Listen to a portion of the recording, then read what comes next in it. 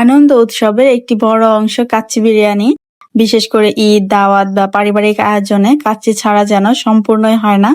আসসালামু আলাইকুম, বলছি সোনালিস কিচেন থেকে। আশা করছি সবাই ভালো আছেন। আজ আপনাদের সাথে শেয়ার করব আমাদের সবার প্রিয় কাচ্চি বিরিয়ানি। কাচ্চি বিরিয়ানি শুধু একটি খাবার না, এটা যেন বাঙালির আনন্দ উৎসবের একটি অংশ।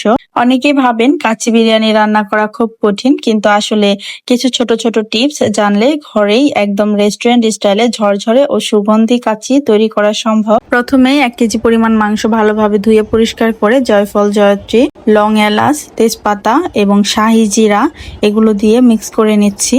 এরপর দিয়ে দিব 1 কাপ পরিমাণ পেঁয়াজ কুচি, 1 চামচ পরিমাণ গরুর মাংসের মশলা। এরপর কাচ্চি বিরিয়ানির যে মশলা আছে রাঁধুনি রেডি মিক্সের, সেখান থেকে 1 প্যাকেটের অর্ধেক পরিমাণ দিব। এগুলোকে ভালোভাবে মেরিনেট করে নিলে এর টেস্ট অনেক ভালো আসে। এখানে দিয়ে দিচ্ছি 1/2 চামচ পরিমাণ হলুদ গুঁড়া, 1 চামচ পরিমাণ মরিচের গুঁড়া, 1 চামচ পরিমাণ ধনিয়া গুঁড়া এবং সেই সাথে স্বাদে ম্যাজিক মশলা ও সাসলিক এর 2টা মিক্স করে 1 চামচ পরিমাণ দিয়ে নিব। এতে করে কাচ্চির টেস্ট অনেক ভালো আসবে এবং ফ্লেভার দারুণ হবে। একটা মজার বিষয় হলো কাচ্চি বিরিয়ানির আসল স্বাদ আসে দমের মাধ্যমে। কম আঁচে ধীরে ধীরে রান্না হওয়ার কারণে মাংসের রস আর মশলার ঘ্রাণ পুরো চালের সাথে মিশে যায়। তাই কাচ্চির যত ধীরে ধীরে রান্না হবে, স্বাদ তত বেশি মজাদার হবে। সব মশলা একসাথে মিক্স করে মেরিনেট ভালোভাবে করে নিয়ে এরপর 1 থেকে 2 ঘন্টার মতো নর্মাল টেম্পারেচারে রেস্টে রেখে দিতে হবে। এতে করে মাংসের মধ্যে সমস্ত রকমের মশলা অনায়াসে প্রবেশ করবে এবং এটি যখন আপনি চুলায় বসিয়ে দিবেন এত বেশি সুঘ্রাণ ছড়াবে, আপনার রান্নাঘর মমো করতে থাকবে। এরপর দিয়ে দিব 2 টেবিল চামচ লবণ।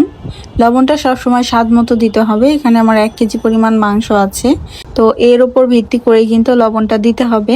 এরপর দিয়ে দিচ্ছি 2 টেবিল চামচ আদা বাটা, 1 টেবিল চামচ রসুন বাটা। এগুলো দিয়ে 1 কাপ পরিমাণ তেল দিয়ে এরপর ভালোভাবে মাখিয়ে নিব সবগুলো মশলার সাথে মাংসগুলোকে। সবগুলো মশলা মাখিয়ে এরপর রেস্টে রেখে দিব। আপনাদের হাতে যদি বেশি সময় থাকে তাহলে রেস্টে 3 থেকে 4 ঘন্টার মতো রাখতে পারেন। এতে করে আপনার মাংসটা অনেক বেশি সফট হবে। তবে যদি ঝটপট রান্না করতে চান সেক্ষেত্রে কম হলেও 1 ঘন্টা বা আধা ঘন্টা রেখে দিবেন। 2 ঘন্টা হলে আরো ভালো হয়। তো আমার হাতে সময় খুব কম ছিল, ঝটপট রান্না করতে হবে, যার কারণে আমি আধা ঘন্টার মতো রেস্টে রেখে দিব। এরপর চুলায় বসিয়ে দিব। সাধারণত কাচ্চি বিরিয়ানি দমে রান্না করতে হয়, তবে দমে রান্না করতে গেলে অনেক সময় দেখা যায় অনেক সময় লেগে যায়। তো আমি যেহেতু একটু ঝটপট রান্না করব, সেজন্য আগে মাংসটা নরম করার জন্য প্রেসার কুকারে দিয়ে দিয়েছি। 4-5টা সিটি বাজানোর পর কিন্তু নামিয়ে নিব। এই পদ্ধতিটা হলো ঝটপট রান্না করার জন্য একদম সহজ সমাধান। আর যারা সময় নিয়ে আস্তে ধীরে ঠান্ডা মাথায় রান্না করতে চান সেক্ষেত্রে কিন্তু 3 থেকে 4 ঘন্টার মতো মেরিনেট করা মাংসগুলোকে রেস্টে রেখে এরপর চাল 80% সিদ্ধ করে প্রথমে কড়াইতে মেরিনেট করা মাংসগুলো দিয়ে দিবেন। এরপর উপরে 80% সিদ্ধ করা চাল দিয়ে এরপর এমন ভাবে ঢাকনাগুলোকে আটকে দিবেন যাতে কোনো হাওয়া বাতাস বের না হতে পারে। এরপর হালকা আছে অনেক সময় নিয়ে রান্না করবেন। এতে করে একদম পারফেক্ট ঝরঝরে কাচ্চি বিরিয়ানি কিন্তু রেডি হয়ে যাবে। তো আমার হাতে যেহেতু সময় কম, ঝটপট রান্না করতে হবে, সেজন্য আমি এভাবে রান্না করছি। যারা ঝটপট রান্না করতে চান সেক্ষেত্রে কিন্তু এইভাবে খুব অল্প সময়ের মধ্যে রান্না করে ফেলতে পারবেন। কাচ্চি বিরিয়ানিতে আলু না দিলে অসম্পূর্ণ থেকে যায়, সেজন্য আলুটাকেও ভালোভাবে খোসা ছাড়িয়ে পরিষ্কার করে ধুয়ে নিচ্ছি। আর এদিক দিয়ে বাসমতি চাল ভালোভাবে পরিষ্কার করে ধুয়ে নিব। এখানে আমি 3 কাপ পরিমাণ চাল নিয়েছি, অর্থাৎ মাংস যেহেতু 1 কেজি পরিমাণ ছিল সেখানে আমি মাংসের থেকে পরিমাণে কম চাল নিব, অর্থাৎ এখানে চাল আছে 750 গ্রাম পরিমাণ। এরপর ভালোভাবে ধুয়ে পরিষ্কার করে চুলায় বসিয়ে দিব, কেননা মাংস গলতে বেশি সময় লাগবে না। এদিকে আমার চালটাকে আগে থেকে সিদ্ধ করে না নিলে মাংসটা চুলায় ধরে যাওয়ার চান্স আছে, যার কারণে একদিকে মাংস গলছে, অন্যদিকে চালগুলোকে নরম করে নিচ্ছি। এখানে চালগুলোকে সিদ্ধ করার সময় একটা জিনিস খেয়াল রাখতে হবে, বেশি নাড়াচাড়া করা যাবে না। এটি একটি গুরুত্বপূর্ণ টিপস। অনেকে রান্নার সময় বেশি নাড়াচাড়া করেন, এতে চাল ভেঙে যায়।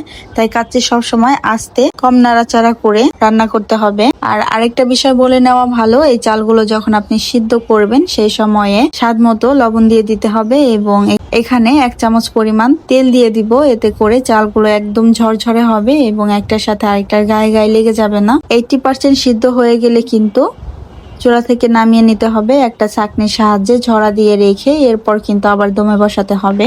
এখানে একটা জিনিস খেয়াল রাখতে হবে, দমে বসানোর আগে 3টা লেয়ারে সবকিছু দিতে হবে। প্রথম লেয়ারে কিছু সাদা চাল নিয়ে সেকেন্ড লেয়ারে সবগুলো মাংস দিয়ে দিতে হবে এবং তার সাথে আলুগুলোও দিয়ে দিব, এবং থার্ড লেয়ারে যেটা দিব বাকি সাদা চালগুলো উপর দিয়ে ভালোভাবে মিক্স করে সুন্দর করে ঢেকে দিব। এরপর আর কোনো নাড়াচাড়া দিব না, দমে বসিয়ে রাখবো প্রায় আধা ঘন্টার মতো। এ পর্যায়ে এসে আধা ঘন্টার মধ্যেই কিন্তু দমে বসিয়ে রাখলে হয়ে যাবে। এই তো খুবই অল্প সময়ের মধ্যে আমাদের তৈরি হয়ে গেল ঝরঝরে কাচ্চি বিরিয়ানি রেসিপি। আর এই বিরিয়ানিটি এত বেশি মজাদার, আপনি যখন বাসায় ট্রাই করে দেখবেন এর স্বাদ ভুলতে পারবেন না। চেষ্টা করেছি গুরুত্বপূর্ণ টিপস এবং ট্রিক্স শেয়ার করার, আশা করছি আপনাদের অনেক উপকারে আসবে। আসছে কোরবানির ঈদে একবার হলেও এই রেসিপিটি ট্রাই করে দেখতে পারেন। বিদায় নিচ্ছি আজ এখানেই। আল্লাহ হাফিজ, আসসালামু আলাইকুম।